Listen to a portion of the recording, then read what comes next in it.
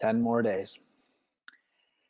10 more days until the 2022 NFL draft. We are inching there. We are getting there. So, with being 10 days out, I wanted to do a 7-round full mock draft, kind of the rare 7-round NFL mock draft where there's actually only 4 picks because of the trades Miami has done so far. But I want to do a mock today, 10 days out, and then I want to do one more prior to the draft, the week of the draft, just to see if anything changes. But we'll see how today's goes. But before we get into my picks here, go ahead when the video is all said and done.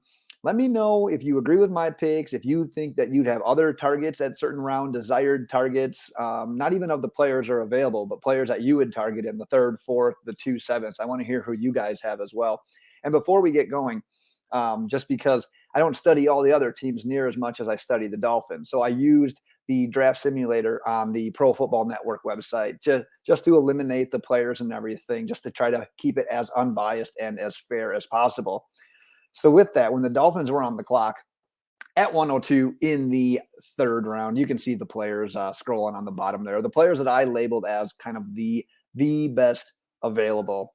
And at this point in the draft, if the draft plays out this way and all of these guys are still available, what a huge win off the top for the Miami Dolphins. There are a plethora of players here that I would be happy with.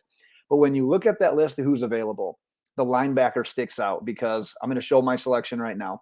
If Leo Chenal somehow falls to the 3rd round, at the end of the 3rd round, I've said this before, the Miami Dolphins should set the 40-yard dash record for sprinting up to the podium and turning this pick in. He's a perfect fit in this Dolphins. They need a guy in the inside that can just smash in the run game thumper, but also that double-A gap pressure that he can provide as a blitzer from the middle. He did it at Wisconsin.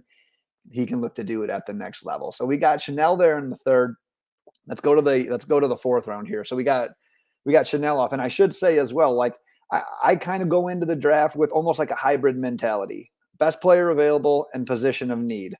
Kind of a 50-50 split on that. But if you're in a predicament where, well, what's going to be the determining factor? I personally feel you got to go best player available because it's going to set you up the most for long-term success. So I am hitting a bit of a hybrid in this situation, but you can see these players that are available here at number 125 in the 4th round. You got a couple of running backs that are there, but I don't know if for sure with adding Raheem Mostert, with adding Chase Edmonds, with already having Gaskin, Ahmed, Jared Dokes, maybe they wait a little bit here. Tyquan Thornton made a pre-draft visit with the Miami Dolphins. You see a couple of centers there with Zach Tom, with Luke Fortner, an edge rusher that made it through. But my pick here, just recently did an NFL draft profile on him, Zach Tom. The versatility that he has at the offensive line, the athleticism, the build that he has, and his ability to play center. And I don't know if he would need to play right away. This would allow you to use Michael Dieter for another year or so, and then let Tom really grow into that role at center. So we've got Chenal, we've got Zach Tom.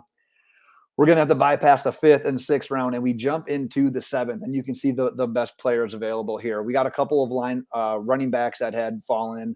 Parham from Memphis who fell, Velus Jr. from wide receiver from Tennessee that fell.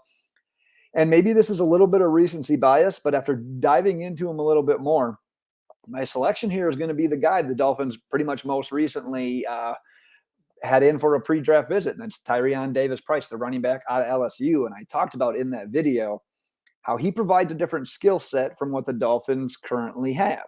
Right now, the Miami Dolphins have a lot of guys that are either fast, shifty, do well as pass catchers.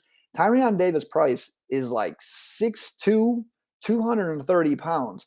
He's good in pass protection. He's a grinded out power back, but he still has that 4.48 speed where he can, if he gets into the open field, he is a tough guy to bring down. He is a good guy to finish just because of that speed, but he provides a little bit something different. So let's add him to the board.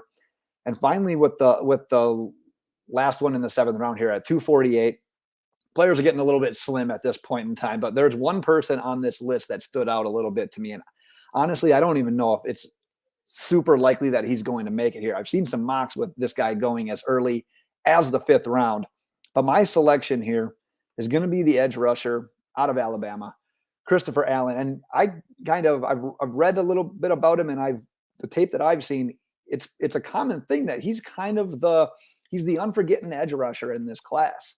In his junior season at Alabama, he had 6 sacks, was looking good, primed for a awesome final season at Alabama. Boom, gets hurt like the first game. I think it was like 10 snaps into the damn game, but he was already looking great in that game too, which is pretty unfortunate for him. But a guy to keep your eye on. You can never have too many edge rushers. I know the Dolphins were able to bring back Agba. They already have Van Ginkel. They have Jalen Phillips, but hey, you can never turn your back on a young pass rusher. Injuries happen, depth is needed, and this is a guy that can learn behind those studs and potentially be something in the future.